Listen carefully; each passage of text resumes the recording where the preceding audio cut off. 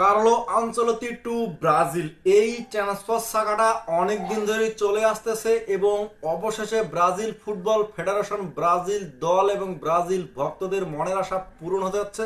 এবং Carlo Ancelotti হতে যাচ্ছেন ব্রাজিলের পরবর্তী কোচ। এখনো ব্রাজিল ফুটবল ফেডারেশন থেকে অফিসিয়ালি কোনো অ্যানাউন্সমেন্ট আমরা দেখিনি, তবে বিভিন্ন বড় বড় সোর্স, বড় বড় গণমাধ্যম থেকে জানতে পারা যাচ্ছে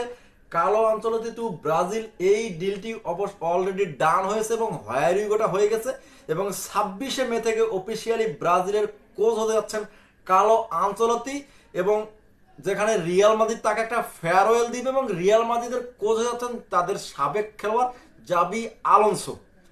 যদি আমরা ব্রাজিলের বর্তমান অবস্থান থেকে কথা বলি তাহলে আমরা দেখব কাতার ওয়ার্ল্ড কাপের পর থেকেই ব্রাজিল ফুটবল ফেডারেশনের একজন হাইলি ট্যালেন্টেড, হাইলি প্রোফাইল একটা কোচের দরকার ছিল, যেখানে তাদের অনেকগুলো ট্যালেন্টেড প্লেয়ার রয়েছে এবং সেই প্লেয়ারগুলোকে মাঠে সঠিকভাবে প্রেজেন্টেশন করার জন্য একজন হাই প্রোফাইল কোচের সন্ধানে ছিল এবং সেই যোগসূত্রে তারা কার্লো আনচেলত্তির সঙ্গে যোগাযোগ করে এবং কার্লো আনচেলত্তিও সেই বিষয়ে সম্মতি জানিয়েছেন তিনি ব্রাজিলের কোচ হতে পারেন এবং সেই যোগসূত্রটা এবং সেই যোগসূত্রের রেজাল্ট স্বরূপ ব্রাজিলের পরবর্তী কোচ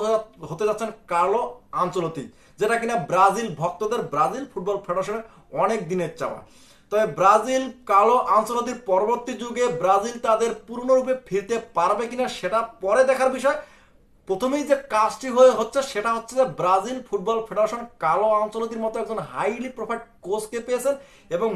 ম্যানেজমেন্টে এমন ভালো একজন কোচের তাদের দরকার ছিল এবং ব্রাজিল ফুটবলটাকে নতুন করে সাজানোর জন্য কার্লো আনচেলত্তির মতো কোচের তাদের প্রয়োজন ছিল, যেটা কিনা তারা পেয়ে গেছে। এবং সবচেয়ে বড় সুখবর, ব্রাজিলের কোচ হচ্ছেন কার্লো